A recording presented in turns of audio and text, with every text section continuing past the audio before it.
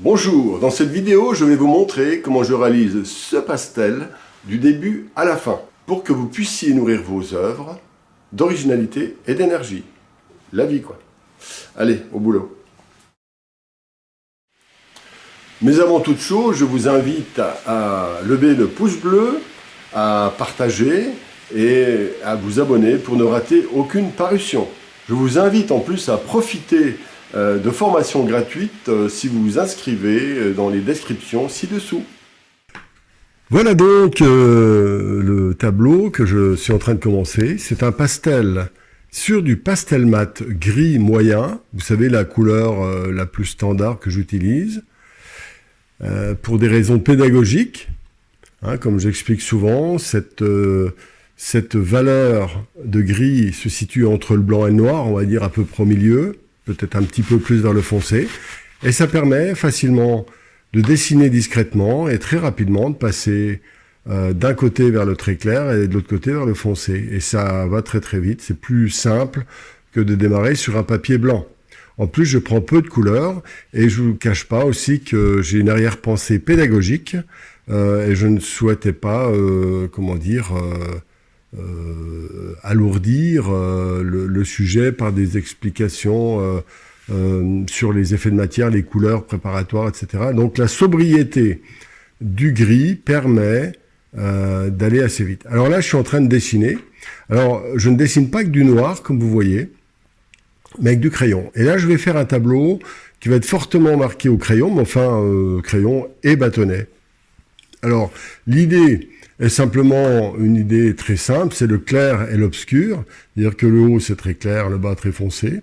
Et donc, voilà, je démarre. Alors, d'abord, un peu de dessin, toujours pareil, dessin, valeur, couleur. Donc là, je suis en train de mettre des valeurs légèrement avec le blanc. Enfin, c'est pas un blanc, c'est un gris très, très pâle. J'avance doucement, mais autour d'un dessin qui est déjà assez bien mis en place dans les grandes lignes, dans la composition. Bien entendu, bien que je ne l'ai pas mis là, j'ai fait une préparation sur un dessin préparatoire, sur un format 10/15, qui me permet de savoir à peu près, d'avoir dégrossi tous les éléments, tous les ingrédients qui m'intéressaient. Alors, j'avais commencé et je redessine, toujours pareil, redessiner, valeur, couleur, dessin, valeur, couleur. Alors là, pour l'instant, j'ai pas mis de couleur du tout. Et d'ailleurs, on peut mettre de la couleur, mais là, j'ai choisi de ne pas en mettre parce que, sans aucune explication, je n'ai pas envie de mettre de la couleur, point. Voilà, c'est tout bête. Et donc, je redessine sur ces tâches. Alors, ce qui est intéressant, c'est de faire tout un travail de tramage, de tâches préparatoires qui vont guider et créer un contexte un peu abstrait sur lequel il sera très facile de redessiner. C'est-à-dire de manière un petit peu gourmande. J'aime bien utiliser ce terme-là, comme vous l'avez peut-être entendu. Et ça permet de faire naître des choses un peu plus concrètes à partir d'un univers quasi abstrait, donc ces fameuses tâches.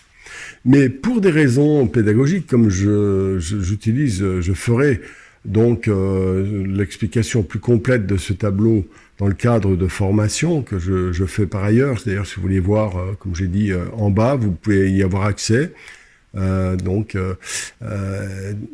Gratuitement, hein, je veux dire, ce sont on appelle des formations gratuites, disponibles, qui permettent d'être en contact, voilà, et d'avoir une meilleure vision de ce travail. Alors, vous voyez, là, je monte doucement, et tout en montant doucement, ça va relativement vite. Alors, j'alterne entre un dessin précis, minutieux, et donc des tâches. Et c'est cette jonction entre une espèce de malaxage que donnent les tâches un peu abstraites et la reprécision que n'est pas le dessin qui finit par monter, et moi j'adore faire ça.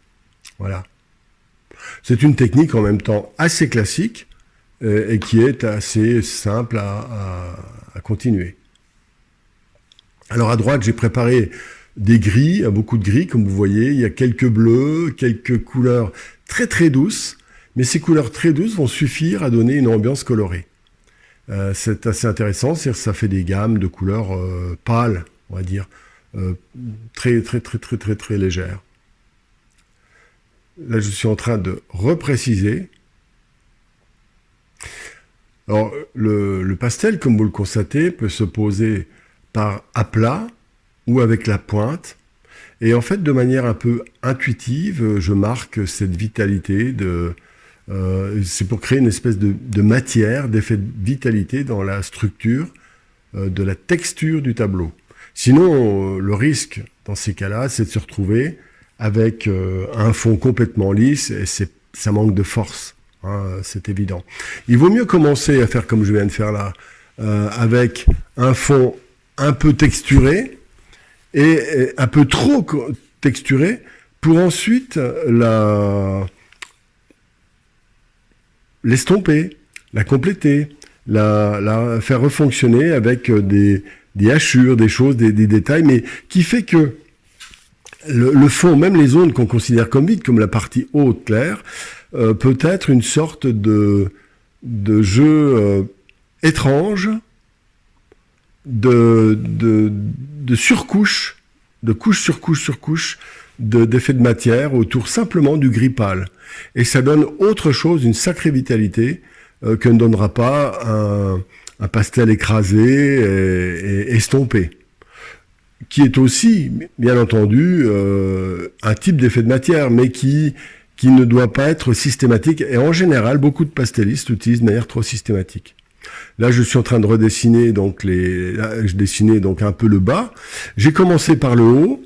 Donc j'ai fait d'abord, vous avez vu, une vision globale, puis j'ai insisté sur le haut, puis j'ai commencé à marquer le bas, puis je reprends le haut. Voilà. Et là je fais donc un crayon pastel qui vole. Pour l'instant, vous remarquez, il n'y a aucune couleur. Et je fais un cube. Alors ça, c'est un petit truc que je vous incite à faire dans les tableaux. Donc ce qui est intéressant, c'est quand vous avez vous pouvez créer un petit point de repère, une sorte d'ancrage qui est caractéristique de votre propre manière de fonctionner, de travailler. Voilà, ce cube est un peu récurrent, il y a des petites taches, des choses. Voilà, c'est des petits éléments, mais je trouve assez amusant. D'une part, je le fais avec plaisir. C'est surtout pour ça que je le fais. Voilà. Redessiner, vous voyez, je dessine le cube petit à petit. Et vous voyez, de trait par trait par trait, voilà, là je mets des traits verticaux qui vont donner une idée d'élévation. Alors évidemment, j'abîme légèrement le dessin. Eh bien, je vais redessiner, tout simplement. Et pour l'instant, vous avez vu, cette démonstration a pour but aussi de montrer un aspect important qui est l'abandon de la couleur dans un premier temps. La couleur va venir simplement à la fin. Là, on est à plus des 2/3 de la mise en place générale du dessin. Voilà. Cela dit, j'ai aussi accéléré parce que je voulais pas que cette vidéo dure trop longtemps. Hein, voilà. Donc, je redessine la partie basse, je fais la zone foncée. Mais comme la partie claire est bien en place et que mon papier gris foncé donne déjà une indication encore plus foncé, donc par rapport au clair, mon thème clair-obscur se met en valeur tout de suite. Alors là, j'utilise encore un effet de matière différent, qui sont les rayures latérales. Alors ça, c'est intéressant parce que ça complète bien. Ça va donc égaliser des tons, mais en même temps, ça ne va pas des surfaces, mais en même temps, ça ne va pas la rendre molle. Voilà.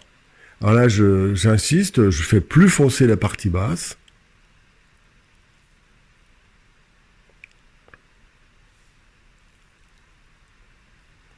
Et là, vous avez vu, j'ai mis du bleu. Alors, le film n'a pas fonctionné, mais vous avez compris, j'ai simplement mis un bleu particulier qui est foncé, qui est d'une valeur aussi foncée quasiment que le gris foncé que j'ai en dessous. Et je complète avec du noir, carrément. Et je redessine, parce que, évidemment, cette opération a eu tendance à diminuer la précision, la netteté des éléments du bas. Là maintenant, pour la phase un peu finale, Bon, j'ai un peu accéléré la phase finale parce qu'évidemment, vous vous doutez bien que quand je fais un crayon comme ça, je mets 10 minutes, hein, donc je vais pas mettre 10 minutes à montrer comment je fais le crayon. Donc au début, je laisse plus d'informations qu'à la fin. Ce n'est pas équilibré en termes, voilà, les 5 dernières minutes représentent les 2 tiers du temps de travail. Hein, alors que les 10 premières minutes de la vidéo, ou les 7-8 minutes premières représentent tout le reste. Beaucoup moins, enfin... voilà, donc là, je travaille avec du bleu, et vous voyez, je fais des petites hachures verticales. Alors pourquoi? Parce que c'est mon bon plaisir, voilà, j'ai voulu le faire comme ça. Voilà, le tableau est quasiment, je vais vous le montrer, terminé. La finition, va prendre beaucoup de temps, mais c'est bon, voilà, le tableau terminé. J'ai insisté un peu avec certaines couleurs un peu plus chaudes vers le haut. Enfin, vous avez vu l'ensemble. Voilà, n'oubliez pas de liker, et puis ce que je vous ai dit au début, regardez, partagez, etc., si vous avez apprécié. Merci pour votre visite, et à bientôt, et bonne pratique pour ceux qui sont pratiquants.